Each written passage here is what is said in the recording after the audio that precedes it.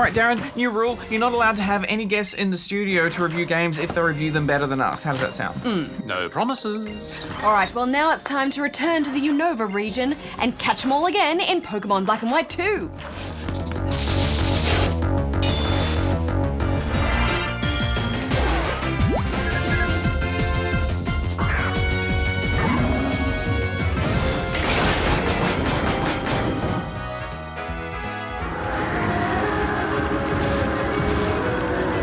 Now, it's not really revolutionary for the series. You still set out on your quest to defeat 8 gym leaders, stop the bad guys, and become the Pokémon champion by conquering the Elite Four. But Black and White 2 is actually quite different from what we've come to expect from same generation sequels. Affirmative. Previous games like Pokémon Emerald and Platinum were more enhanced remakes, being essentially the same game with added features and minor tweaks. Black and White 2, however, takes place 2 years after the original games, with a new story and new areas to explore, which I quite enjoyed. Me too. The beginning part of the game takes place in 3 new towns to the west of Castelia City, and your whole journey takes you on a different path to the first game, even if you do face some of the same gym leaders. And for the first time, your starting area has a Pokémon Center and a gym. It was interesting to see how the environment has changed over 2 years. For instance, Charon, who was one of your rivals in the first game, is now the first gym leader in Aspergia City. And Bianca, the other rival, is now Professor Juniper's assistant.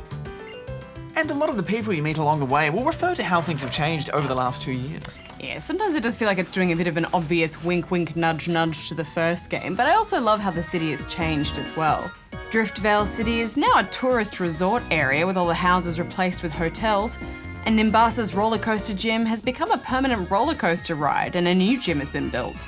Speaking of gyms, they've always been themed in previous Pokemon games, but now I feel more than ever it's more infused with the style and personality of the leader. For example, Elisa's gym takes place on a runway, and Berg's is filled with silk tracks that transport you around. Other new features include a habitat list, which lists all the Pokémon you've encountered in each location. It also lets you know when you've encountered every creature that can be found there, making it much easier to catch them all. There's now a medal system as well. This is the Pokémon version of achievements or trophies, and it adds another obsessive element to the game. I love the medal I got for checking bins I knew were empty.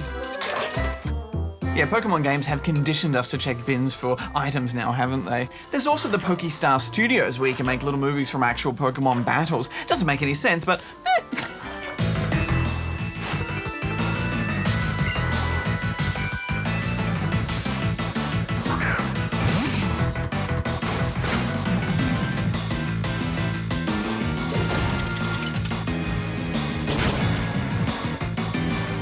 And there are FunFest missions that mainly involve finding items or certain Pokemon within a specific time limit. And friends can join in as well, but you don't see them on your screen, they just help you reach your target goal.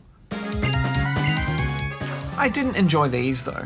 Affirmative. I enjoyed the memory link feature though, which allows you to view flashbacks and even play out a couple of extra battles. But it's only for those who have proven themselves to be new bike free and have finished the original Black or White.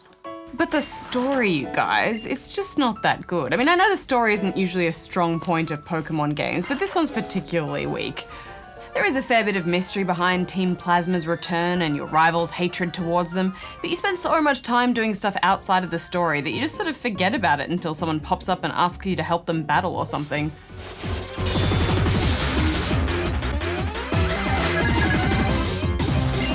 It does get a little bit more interesting towards the end, but yeah, it's still a bit dull. But you know what, guys? Even though this battle system is as deep as all the other Pokemon games, I think I'm starting to get a little bored with it.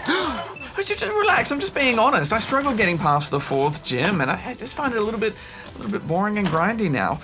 Yeah, I mean, I get what you mean, Barjo, but I think there's still enough that's new and different here to keep me hooked the whole way. The new areas now have Pokemon from previous generations, so when I ran into a Growlithe and a Magnemite near the beginning of the game, I jumped a little in my seat. And even after all these years, I still get that little moment of glee every time one of my Pokemon levels up. But I just wish it had something extra, maybe a new way to train your Pokemon other than battles, just something to freshen it up a bit. There is a new key system which allows you to change the difficulty of the game, a Pokémon first, but you only unlock them after finishing the game or by getting sent one from a friend. That's right, Darren. And this is all on top of all the features in the first game, like the battle subway and chatting with your friends through the X-transceiver. I mean, this is a lot of content for any game, let alone a handheld, and there is a massive online community. Yeah, and the multiplayer features are as strong as ever, although I do still find that C-Gear thing a bit confusing.